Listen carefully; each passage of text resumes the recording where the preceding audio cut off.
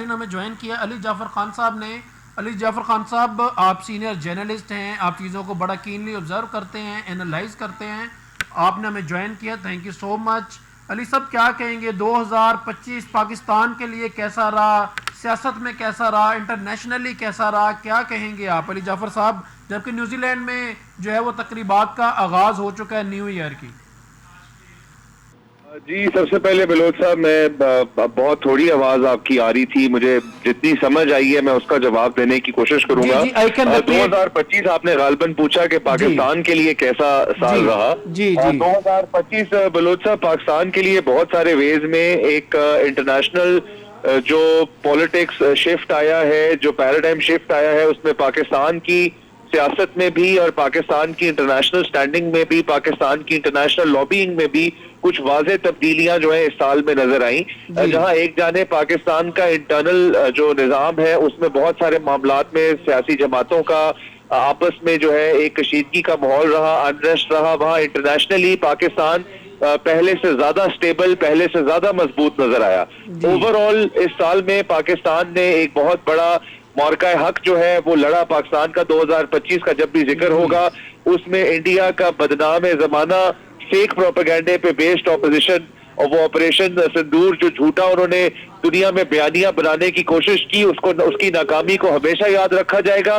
اور 2025 معرکہ حق اور پاکستان کی انٹرنیشنل سطح پہ جو کامیابی ہوئی اس کو بھی ہمیشہ یاد رکھا جائے گا. اوور آل اگر بات کریں تو 2025 میں پاکستان نے جس طریقے سے پچھلے 25 سال پر محیط یو ایس انڈیا ریلیشنز کو خراب کیا اور ایسی جگہ بنائی, پاکستان نے یو ایس ریلیشنز میں اپنی ایسی ایک فوقیت ان کو حاصل ہوئی جس کی وجہ سے انڈیا جو ہے وہ ان کے پرائورٹی لسٹ میں بہت پیچھے چلا گیا. یہ ایک ڈپلومیٹک سکسیس بھی پاکستان کی 2025 میں جو ہے وہ واضح رہے گی, نمایاں رہے گی. اس کے علاوہ ایران کے صدر کا دورہ ہو, ایران کا پاکستان کا شکریہ ادا کرنا ہو, اس کے علاوہ جو آپ کے ملٹری اکانومی ہے اس میں پاکستان اور چائنا کے جو معاہدے ہیں ان کا ذکر کرنا ہو, چاہے امریکہ کی جو انٹرنیشنل اونرشپ ہے پاکستان کی, جو 7-0 ہم نے انڈیا کو مارا, اس کو جس طریقے سے یو ایس نے اون کیا, جس طریقے سے امریکہ نے پوری دنیا میں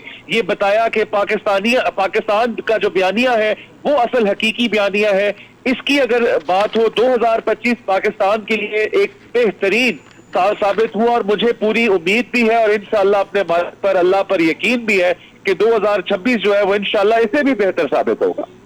آپ علی جعفر صاحب کیا میسج دینا چاہیں گے؟ آپ نے دیکھا کہ پاکستانی عوام کس طرح سے نیو ایئر سیلیبریٹ کرتی ہے, تو ان کو کیا میسج دینا چاہیں گے آپ؟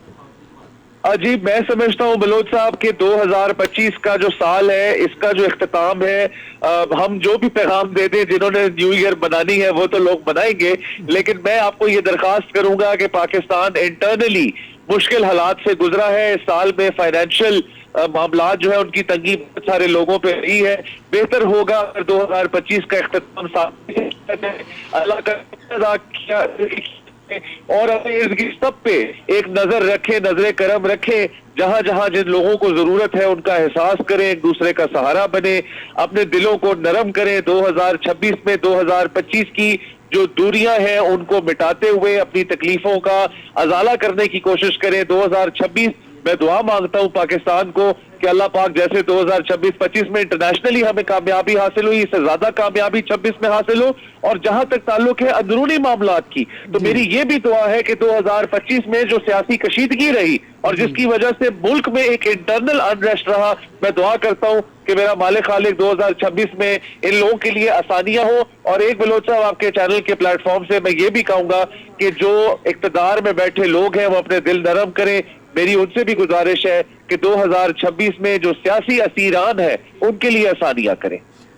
علی صاحب کیا سمجھتے ہیں پاکستان کا سب سے بڑا issue which need immediately to be resolved, کون سا ایشو ہے جس کو آپ سمجھتے ہیں کہ 2026 میں یہ ایشو ریزالو ہونا چاہیے عوامی نظر سے, being a simple person, being a Pakistani, being a journalist, آپ کیا آبزرو کرتے ہیں؟ آپ کی نظر میں کون سا سب سے سیریس ایشو ہے جسے امیجیٹلی ریزالو کرنے کی ضرورت ہے؟ بلوچ صاحب مجھے نہیں پتا کہ یہ میرا موقف چل سکے گا یا نہیں چل سکے گا, لیکن میں یہ جی अली जाफर साहब आपकी आवाज़ कट रही है।